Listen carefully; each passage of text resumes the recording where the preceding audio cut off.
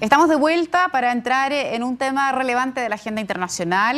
Lo hemos comentado desde muy temprano. Un sorpresivo triunfo logró finalmente Benjamin Netanyahu en las elecciones parlamentarias celebradas este martes en Israel.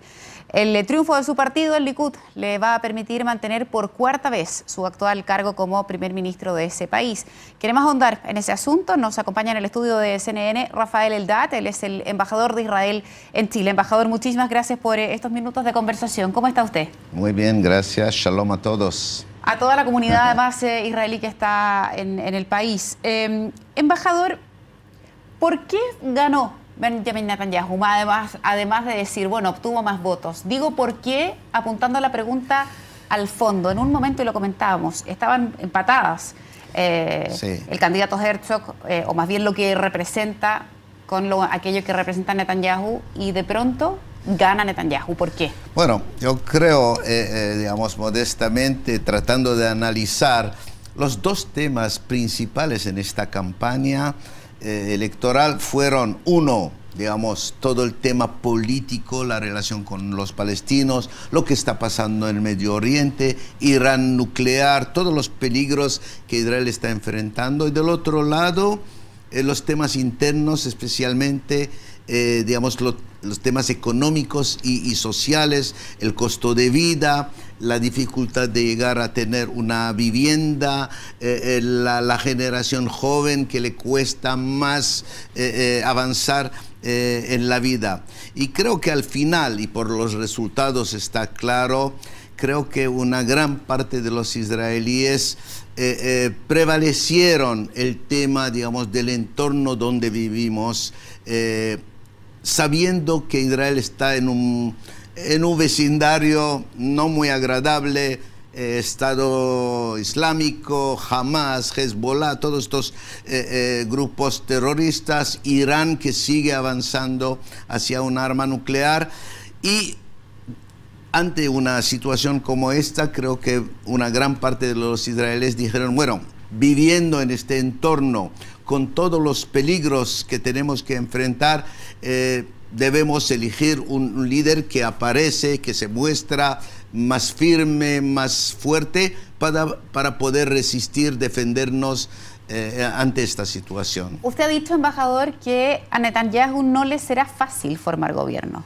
No, para nada. Para nada. En Israel, bueno, desde la creación del Estado de Israel, ningún partido consiguió mayoría propia. Correcto. Siempre hubo que formar una coalición. Exacto. Pero durante, digamos, los primeros 30, 40 años de nuestra existencia, siempre hubo un partido que tuvo un gran número de escaños, y con 2, 3 partidos más, digamos, pequeños podía formar coalición. Pero hoy en día vemos, después de todo el éxito que tuvo Netanyahu, apenas tiene 30 escaños, que son 25%.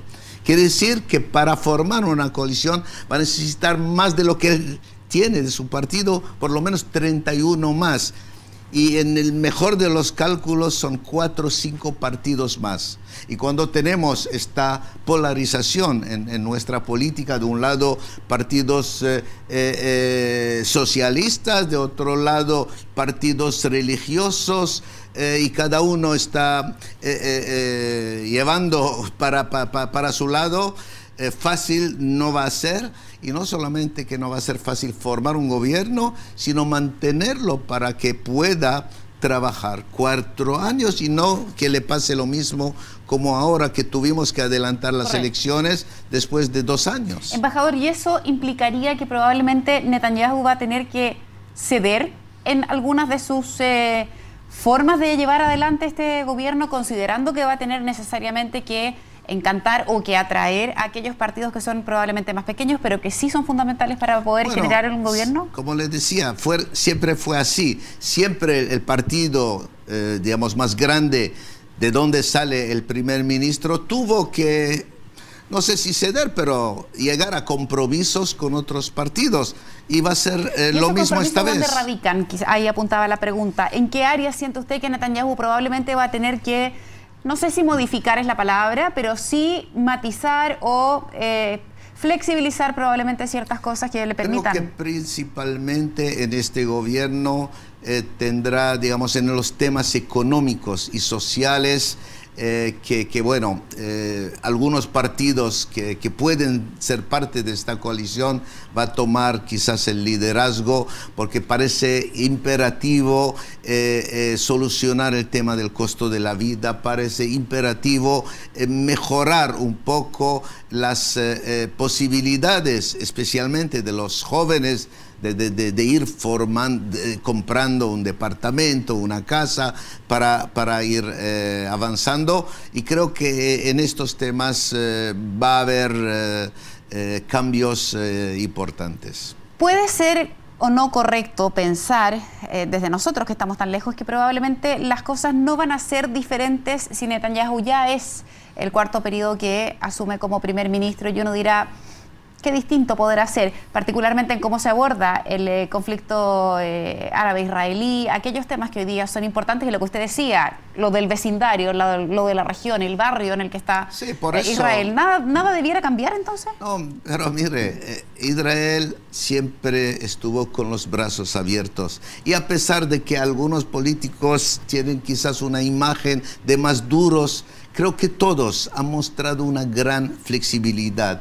El problema creo está en el otro lado. Como dicen, para el tango se necesitan dos.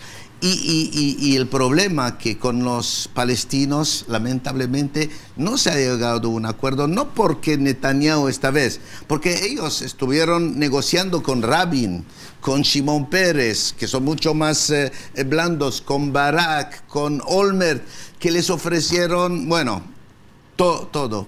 Quiere decir que el problema debe ser más en la parte palestina. Tienen que, primero que unirse, están divididos entre Hamas y Abu Mazen.